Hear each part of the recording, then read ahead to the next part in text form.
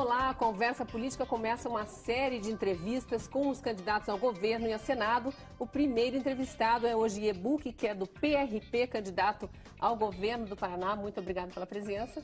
Tenho aqui também os jornalistas convidados, Rogério Galindo, da Gazeta do Povo. Obrigado, Galindo, por mais essa companhia aqui no estúdio. Fernando Castro, do site G1 Paraná. Muito bem-vindo. Obrigado. Queria começar com a pergunta meio óbvia: por que se candidatar ao governo do Paraná? Porque eu acho que posso e que devo usar a idade que eu tenho, este momento da minha vida, para fazer diferença, para deixar marcada a passagem nesta campanha, para balizar a campanha. Balizar de que forma? Balizar de uma forma positiva, trazer à discussão assuntos que façam com que meu Estado enfrente os seus problemas principais, enfrente com altivez e passe a resolvê-los a médio, a longo e a muito longo prazo. Então, algumas obras infraestruturais, elas demandam um longo prazo, um enorme investimento. O que proponho? Porque vim. Porque acredito que o Paraná tem que mudar o seu paradigma. O paradigma que virou piada, que todo mundo acha que é muito engraçado. Quando um paranaense tem destaque, todo mundo diz que não há necessidade de haver controle sobre ele, nada disso, porque os outros puxam para baixo. Eu acho que está na hora do Paraná mudar o seu comportamento. O paranaense tem que sentir orgulho de ser paranaense, tem todos os motivos para sentir esse orgulho. O jornal que é do mesmo grupo desta televisão traz uma manchete nas últimas 48 horas relevante. De cada R$42 que o Paraná envia à nossa nação, somente um vem de volta. Isso caracteriza a nossa história recente. Mas seria um problema político do Paraná? Não é só um problema político, é um problema comportamental de nós todos. O paranaense, quando sai da nossa fronteira, salvo raríssimas e honrosas exceções, quando ele sai da nossa fronteira, ele se apequena, ele é tímido, ele não tem a coragem necessária para se impor como o cidadão de um Estado que deve ser respeitado dentro das fronteiras e fora das fronteiras. Nós, paranaenses, padecemos de falta de orgulho. Chega de pensar pequeno. Nós temos vários ministros e não é só neste governo. Mas o senhor é um crítico ferrenho do governo federal, né? Nem poderia ser diferente. Eu repito o número que eu acabei de citar. 42 por 1. Eu não quero ser um crítico ferrenho deste governo federal. Casualmente, eu critico este governo federal porque o tratamento que ele dá ao meu Estado é com esse balizamento. Mas a mim não me importa a matiz política desse governo. Eu gostaria muito que nós nos comportássemos como cidadãos do Nordeste. Você tem nos estados do Nordeste 3 senadores e discute uma questão que interessa ao Estado. Como é que eles se comportam? Eles esquecem de onde vêm, esquecem a que partido pertence e, sobretudo, eles se unem no interesse da unidade da federação que eles representam. Isto no meu Estado, no seu e no nosso Estado, não ocorre. É isso que eu gostaria que mudasse na política.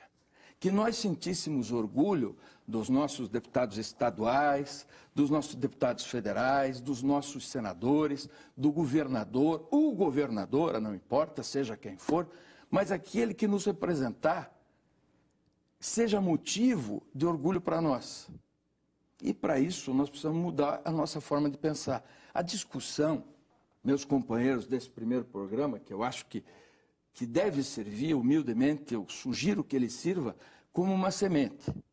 A discussão tem que ser maior. A discussão no Paraná não pode continuar sempre tratando dos defeitos pessoais dos candidatos. Não importa para o cidadão do Paraná se fulano de tal é simpático, antipático, importa para o Paraná se ele ou ela é honesto, se ele trabalha pelo e para o povo, se ele tem ideias que podem ser aplicadas em favor de todos nós, se ele tem sugestão para mudar o que precisa ser mudado. É isso que me motivou a ser candidato. Candidato, agora, antes de a gente tratar de propostas de governo e tudo mais, o senhor estava fazendo uma crítica que já tem a ver, em parte, com a ministra Gleisi Hoffmann, que é candidata, já que o senhor disse que o paranaense, quando sai daqui, se apequena, acaba não trazendo recursos, né? Uma conversa que tem sido comum nos últimos dias, desde que o senhor saiu candidato, é que o senhor seria, na verdade, uma candidatura auxiliar do governador Beto Richa, e que o senhor, até pela proximidade que tem com o Ratinho, que está na coligação junto com ele, né? O senhor foi funcionário do SBT local aqui, como jornalista, o senhor estaria, na verdade, sendo uma candidatura para auxiliar o governador Beto Richa. Queria, antes de mais nada, que o senhor respondesse isso, para depois a gente poder falar de plano de governo, tirando isso já a limpo no começo. Eu agradeço muito poder falar sobre isso exatamente neste organismo de comunicação, porque, dada a sua abrangência e dada a sua importância, eu acho que eu posso responder essa questão definitivamente. Eu sou meu candidato, sou candidato dos meus amigos, sou candidato do meu partido e sou candidato das minhas ideias. Eu falo por hoje e-book e sou responsável pelo que falo e pelo que faço. Pelo governo do senhor Beto Richa, fala o senhor Beto Richa.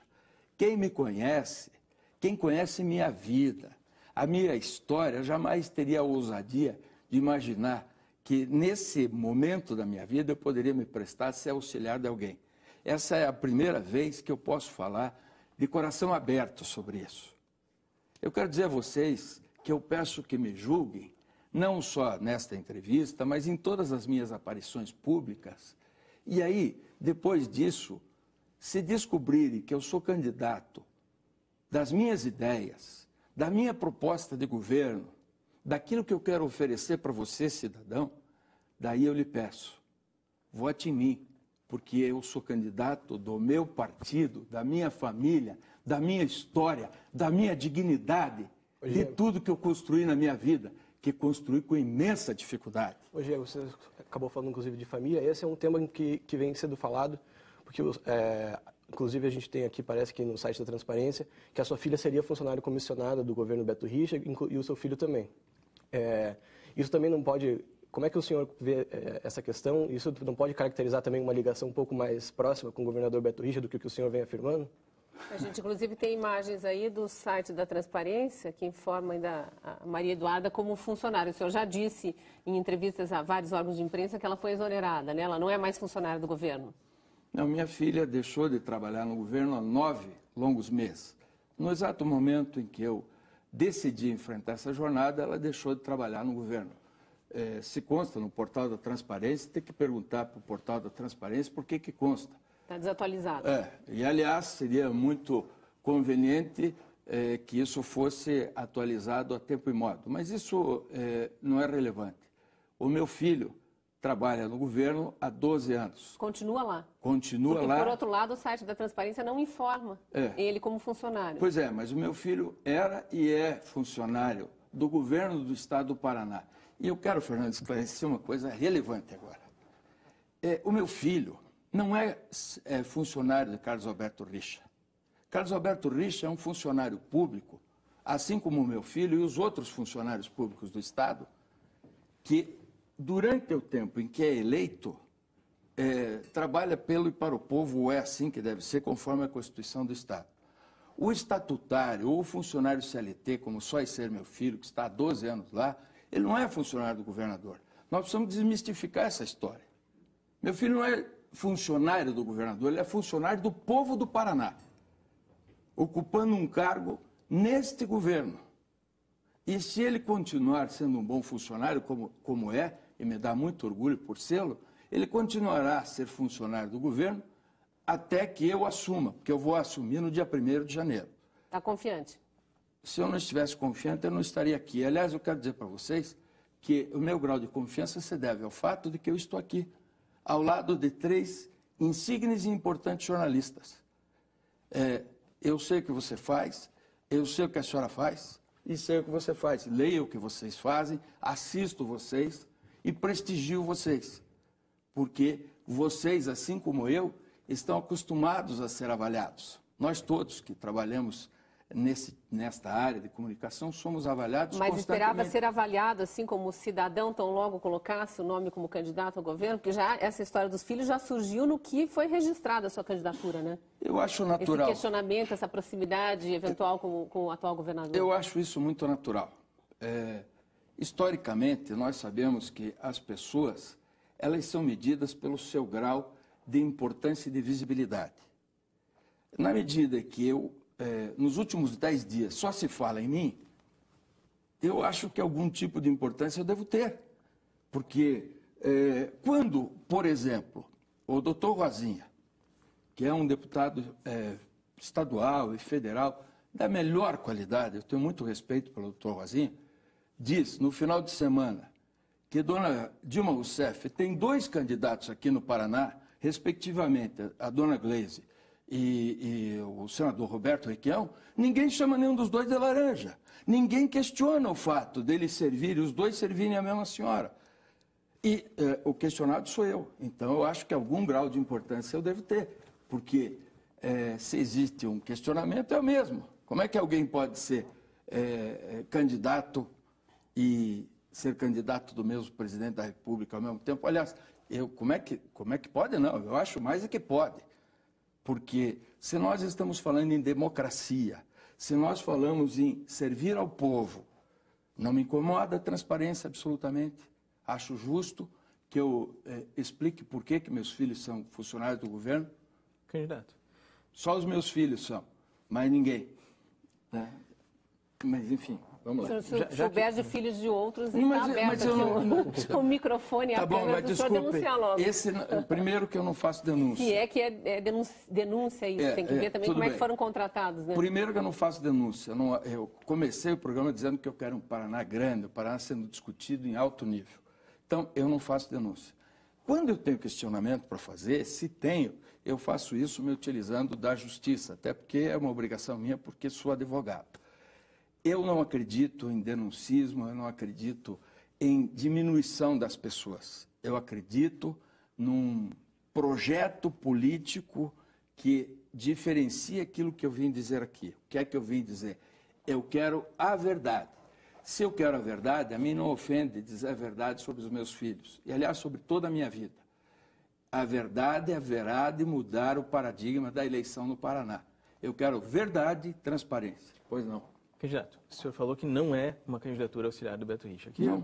Já que o senhor diz isso, eu queria ver, do seu ponto de vista, por que é, então, importante, já que o senhor está concorrendo contra ele, por que é importante, do seu ponto de vista, que o atual governador não se reeleja? É importante porque eu vou assumir no lugar dele. E quando eu assumir no lugar dele, eu vou fazer aquilo que eu acho que é relevante. Por exemplo, iniciando, existem 3 governos históricos no Paraná que tratam sobre pedágio. Respectivamente, 2 do Roberto Requião e 1 do Beto Richa. Esse assunto, para mim, é absolutamente relevante. Viajo muito de carro, viajei ontem de carro, contei para vocês, fui ontem a Piraí do Sul, e acho que a questão do pedágio tem que ser enfrentada imediatamente. Não foi bem enfrentada pelos 3 últimos governos. Seguramente os 2 não. últimos governadores, 3 últimos governos. Mas seguramente não. Não foi bem enfrentada, sequer foi enfrentada, quanto mais bem. Eu ouço muito dizerem que o contrato do pedágio é um contrato cujas características impedem a sua rescisão. Olhando para você, no seu olho, telespectador e eleitor do Paraná, olha, o contrato do pedágio pode e deve ser revisto e rompido, se do caso for. O que não pode acontecer é que alguém sente aqui e minta, e que alguém venha para cá dizer eu sou candidato a governador porque quero mudar, e não consubstancie suas mudanças em propostas fáticas e legais. Quando eu digo que eu vou mudar o paradigma do pedágio, que eu vou mudar a relação entre o governo e o pedágio, eu quero dizer, em primeiro lugar, o seguinte: não tenho vínculo com o pedágio, não tenho vínculo com pedageira, e pouca gente na história desse Paraná publicamente criticou o pedágio com a intensidade que eu o fiz. Como vou resolver o problema? E espero, durante toda a entrevista, poder voltar sempre à solução dos problemas. Então, vou interromper o senhor brevemente para chamar um intervalinho. Já voltamos a falar sobre pedágio e outras propostas do candidato Ogier Buch ao governo do Paraná. Esperamos você.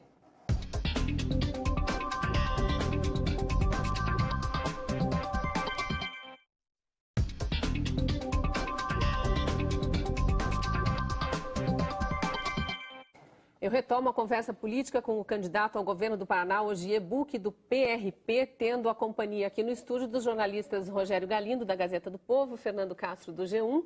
A gente falava no primeiro bloco de pedágio e até uma crítica sua aí que foi levantada em relação ao governo Beto Richa e aos dois governos de Roberto Requião anteriormente, que nenhum teria tratado a questão da forma como o senhor acha que deveria ser tratado. Como tratar essa questão?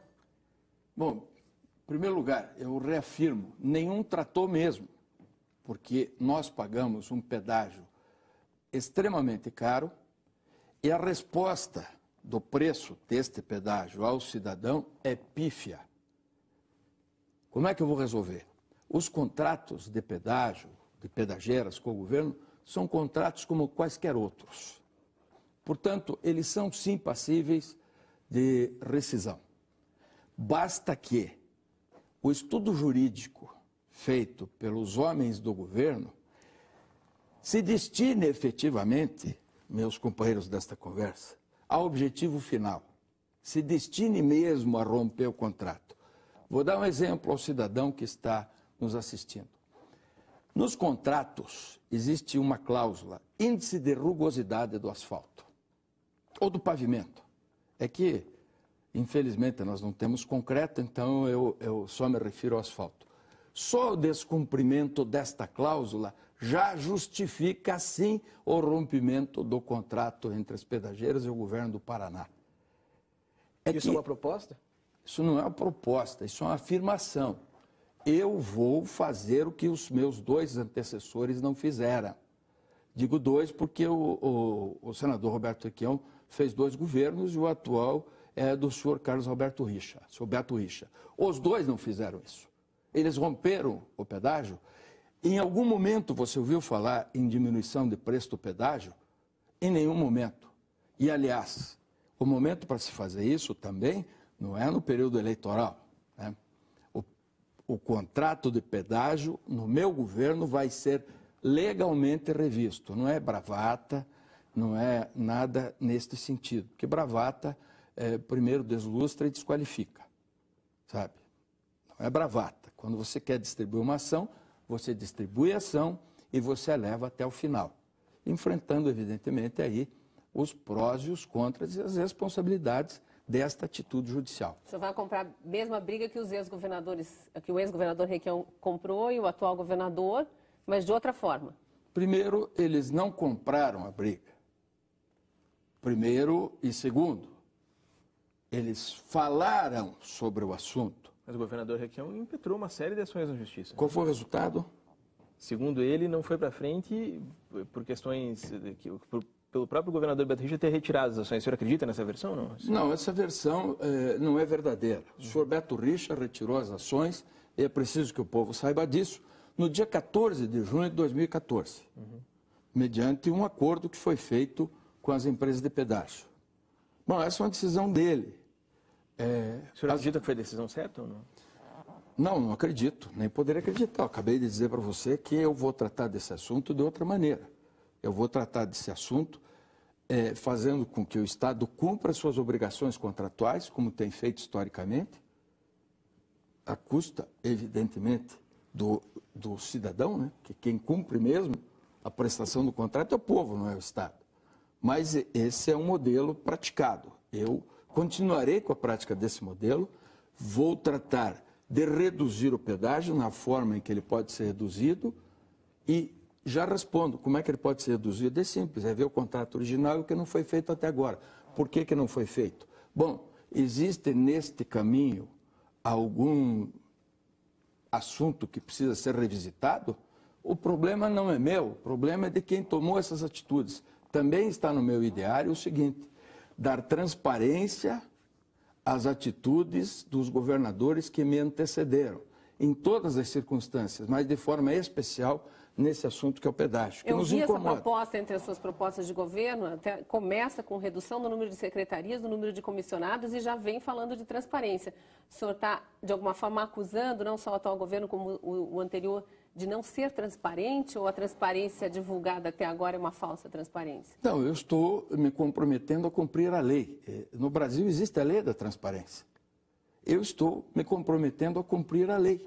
Mas eu quero cumprir a lei na forma em que, aqui no Brasil tem essa mania, as pessoas dizem, essa lei não pegou. Não tem essa lei não pegou. A lei é lei, eu sou legalista, sou advogado, trabalho com isso e minha obrigação como gestor público será fazer com que a lei seja cumprida. A lei precisa ser cumprida e a transparência tem que ser total. Se helicóptero sobe, helicóptero gasta combustível. Se carro para, ou se carro anda, se o hospital é feito e não tem equipamento, isso o povo precisa saber. Não basta o sujeito chegar aqui, sentar e dizer, eu inaugurei tantos hospitais. Ah, é? Inaugurou o prédio ou inaugurou o hospital? Porque isso aqui é um prédio de uma rede de televisão. Tira os equipamentos daqui, isso aqui vira o quê? Vira um armazém. Ou, sei lá, um depósito. Para ser rede de televisão, tem que ter equipamento. Tem que funcionar como rede de televisão. Hospital, para ser hospital, tem que ser equipado para a sua destinação. Posto de saúde é uma coisa, hospital é outra, existem níveis na saúde, eles precisam ser obedecidos e o cidadão precisa ser respeitado. O sujeito que sentar aqui tem que falar e ter apoio no orçamento do Estado para falar. Senão está sentando aqui para mentir. E eu vim aqui para falar a verdade. O senhor falou de saúde, de hospital.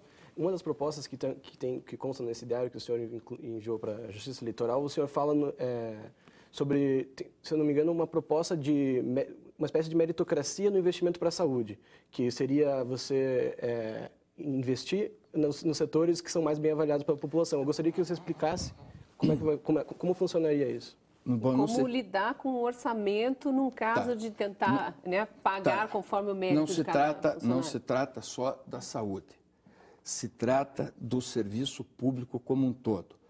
É que as pessoas esquecem que mesmo o estatutário, ele responde, assim como todos que trabalham em rede de televisão são CLTistas, certo? Então você tem a consolidação das leis do trabalho que determinam o que você pode e o que você não pode fazer.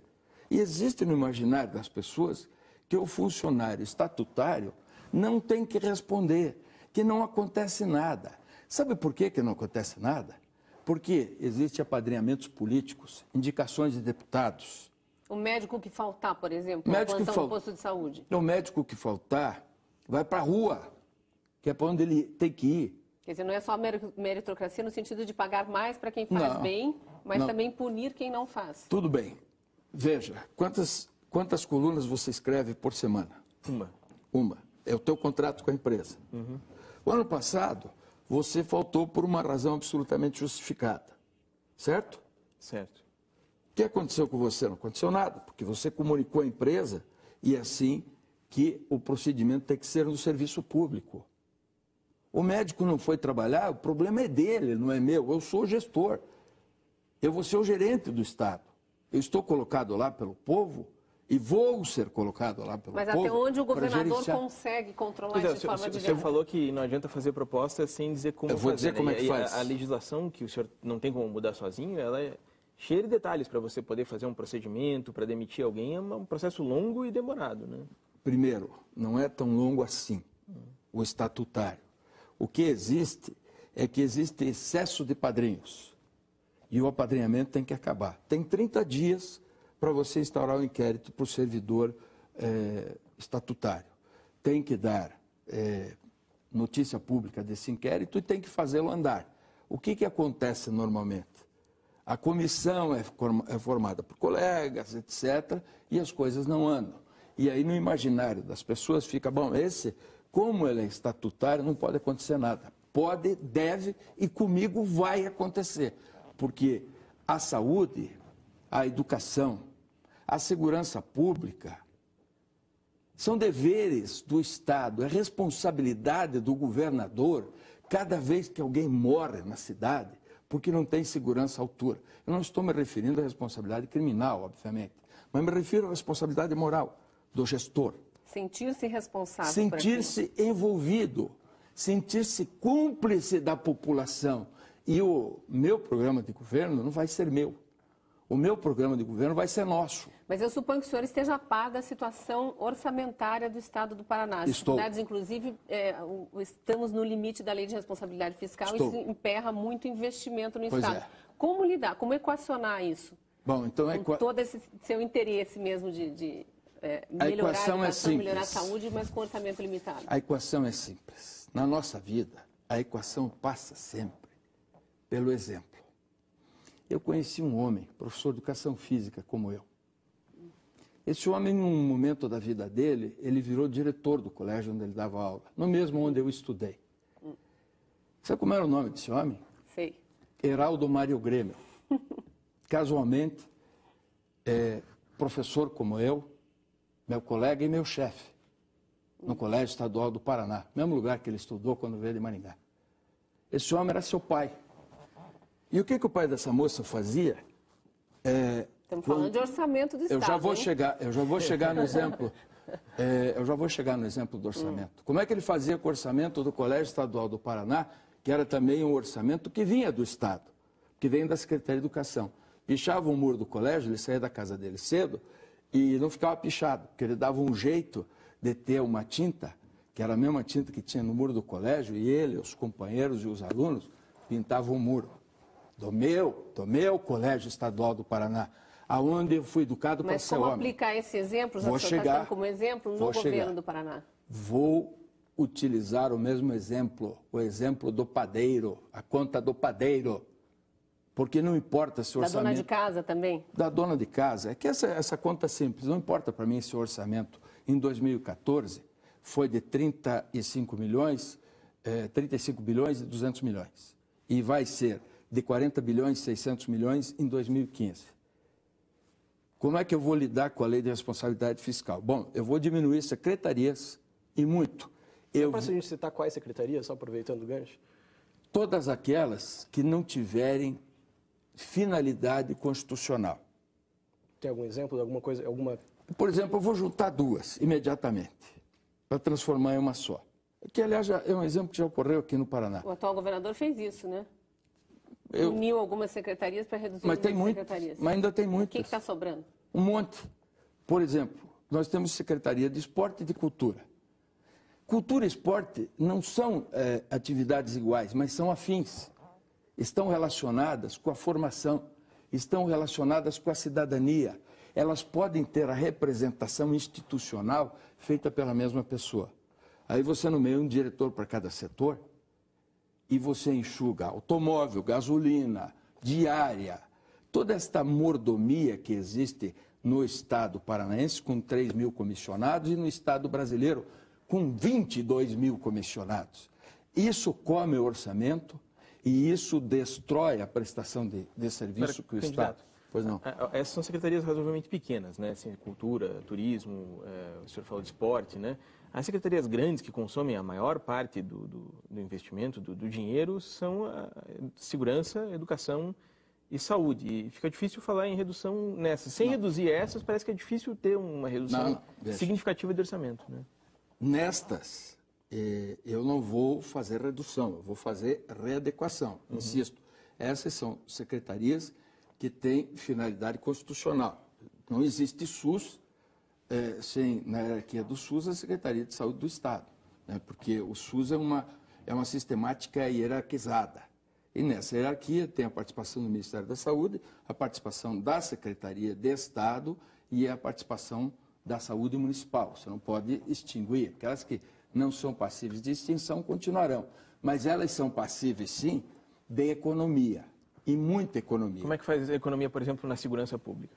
Economia na segurança pública você faz utilizando a área de segurança pública de forma racional. Existe metodologia para diminuir custo. Qual é a metodologia? A metodologia é preparar o pessoal com mais intensidade, mais qualidade, diminuir horas extras, diminuir atividade na segurança pública, por exemplo, do policial civil que serve de babá de preso e não está na rua desempenhando a sua função de policial civil, né, investigando e fazendo a polícia administrativa que nós desejamos. Mas para o policial civil estar na rua tem que ter carcereiro, tem que contratar mais gente, vou na interromper verdade, rapidamente, que a gente já está com o tempo do bloco estourado. Voltamos a esse assunto no terceiro bloco e último desta entrevista com o candidato ao governo do Paraná, Ogier Bucchi.